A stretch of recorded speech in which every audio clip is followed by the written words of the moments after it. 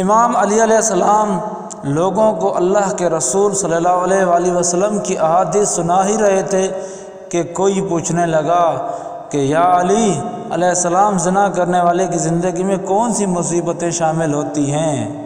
بس جیسے ہی یہ پوچھا گیا تو امام علی علیہ السلام نے فرمایا میں نے اللہ کے رسول سے سنا کہ زنا کرنے والے کی زندگی میں 5 چیزوں کو رکھ دیا جاتا ہے۔ امام علی علیہ السلام نے فرمایا زنا کرنے والے کے چہرے سے اللہ اپنی رحمت کا منہ موڑ دیتا ہے تو وہ انسان بے آبرو ہو کر زندگی گزارتا ہے۔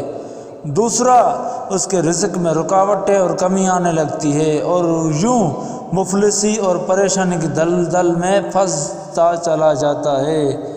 تیسرا، اس کی عمر اور صحت دن بدن کم ہوتی چلی جاتی ہے۔ اور چوتھا، اللہ ایسے انسان کے نیک اعمال قبول نہیں کرتا اور اللہ ایسے انسان سے ناراض رہتا ہے۔